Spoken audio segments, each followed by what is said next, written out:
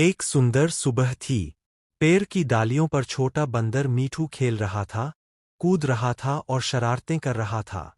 वह बहुत खुश था और खुद से बोला, मीठू, आज बहुत मजा आ रहा है। मुझे खेलना बहुत पसंद है। इतने में उसकी माँ वहां आईं और बोलीं, माँ, मीठू, मेरे प्यारे बच्चे, अब खेलने का समय नहीं है। दादी ने कहा है कि तुम उन्हें कहानी सुनाओगे। मीठू, थोड़ा उदास होकर, ओहो, पर दादी तो सो रही है। माँ, नहीं मेरे बच्चे, दादी अब उठ जाएंगी और उन्हें तुम्हारी कहानियां बहुत पसंद है। यह सुनकर मीठू मुस्कुराया और पेड़ से उतरकर दादी के घर की ओर चला गया। दोपहर का समय था। दादी अपने कमरे में बैठी थीं और मीठू उनके पास जाकर बैठ गया। दादी, प्यार से मुस्कुराते हुए, आओ, मेरे प्यारे बंदर, आज क्या सुनाओगे? मीठू, मैं आज एक ऐसी कहानी सुनाऊंगा जिसमें एक छोटा बंदर बहुत बहादुर था। दादी, खुश होकर, वाह, यह तो मजेदार होगा, चलो सुनाओ। मीठू ने कहानी शुरू की।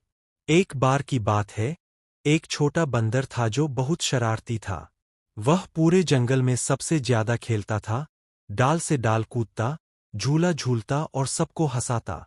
एक दिन उसने सोचा कि आज मैं जंगल के सबसे ऊंचे पेड़ पर चढ़ूंगा। वह चढ़ता गया और चढ़ता गया। जब वह सबसे ऊपर पहुंचा तो उसने देखा, एक खूबसूरत तितली एक पत्ते पर बैठी थी। तितली बहुत डरी हुई थी। उसने कहा, कृपया मुझे अकेला छोड़ दो, मुझे ऊंचाई से डर लगता है। मीठू ने उसकी बात ध्यान से सुनी और मुस्कुराकर बोला, ठीक है, मैं तुम्हें परेशान नहीं करूंगा। और फिर मीठू धीरे से नीचे उतर आया। उस दिन से मीठू ने सीखा कि सच्ची बहादुरी सिर्फ ऊंचाई पर चढ़ने में नहीं होती, बल्कि दूसरों की भावनाओं को समझने में होती है। कहानी सुनकर दादी मुस्कुराईं और बोलीं, वाह मीठू, तुम्हारी कहानी बहुत सुंदर है। तुम सच में समझदार हो गए हो। मीठू ने दादी को गले लगाया और बोला, दादी, मुझे तुम्हारे साथ रहना बहुत अच्छा लगता है।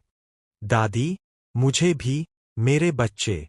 दोनों हंसते हुए एक दूसरे को गले लगाते हैं।